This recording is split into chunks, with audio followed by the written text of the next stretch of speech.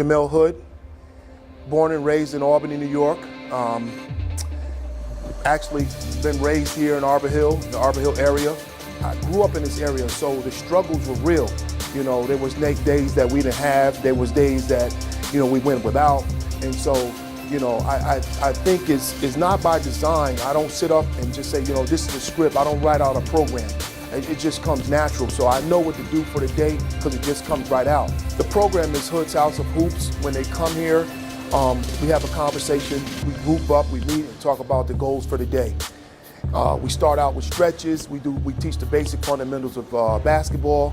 We talk about academics. We talk about home life. We talk about community initiatives. On Saturdays, we run a youth program, which is our Saturday morning youth literacy and basketball program. We teach kids from ages 2 years old all the way up into 13 years old from 8 to 10 a.m. Every Wednesday, we call it Winning Wednesday, where we started a program called I Inspire. The I Inspire program is where the participants inspire each other to do good in school, community, and at home.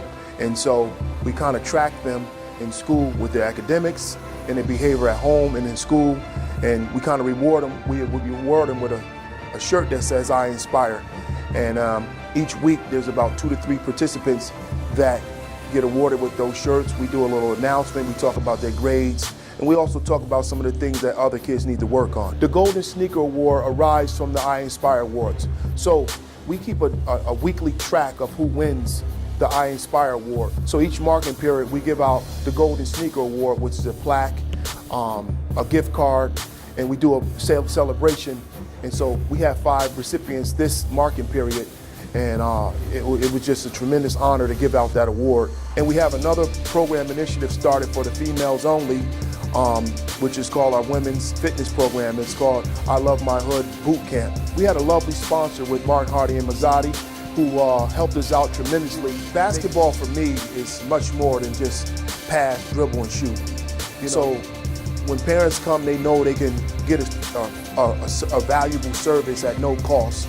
And they got 2 to 3 hours a day, a few times out the week, where their kid is gonna enjoy some discipline, some love, some education, some nurturing, and a good hug. I hope they learn some sort of respect, integrity, passion for, you know, and passion for what they've learned, and maybe giving it back some, you know, just giving it back, passing it down, coming back to the program, giving up some community service hours, you know, pulling the kid to the side that maybe be struggling, say, you know, I was you before, and giving them some guidance, you know. That's what I would like to see. So there's a lot of good things that come out of it, and you know, it's just a passion.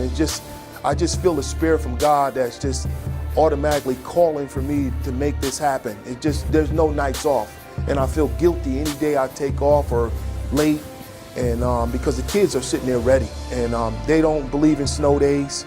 There is a story. There's a young lady. She was coming to my program, I want to say when she was around 8 years old, and she came for the first 2 years, and all of a sudden she wasn't coming to the program, and I called her mom, and her mom said she was experiencing some pain in her leg, and the young girl had cancer in her leg, and she wound up having cancer, and she had maybe 8 surgeries in her leg, and mom was so devastated, and she was taken away. She wanted to be this best basketball player. She was the first one in the line when she was doing everything perfect. She showed up every Saturday. She showed up to every camp. And once she was able, we visited her in the hospital. I brought the team. We made several visits. We did it all to support this young lady. And her mom called me and said she wants to come to camp. I said, really? She wants to come to camp. And she said, I'm bringing her to camp. And this young lady's in a wheelchair, but she can get up and she can walk a little bit. And so, forgive me, she comes to camp in a wheelchair. And we're on the line, got all the kids on the line ready to warm up and do some stretches. She gets out of the wheelchair and starts doing stretches. She picks up the basketball and starts dribbling the basketball. She tries her best to run up and down the court. This girl is 11, 12 years old at best. She fought through all that pain, and she had 6 major surgeries. And that's a story that's, you can't compare. This young lady, her courage is I can't even begin to speak about this young lady. Again, this is work that I know that God has want me to do, and I feel is a calling, and it's something that I need to do. And I've been doing it for so many years. Doesn't matter if I got a job. This is my other job, and this is my other responsibility.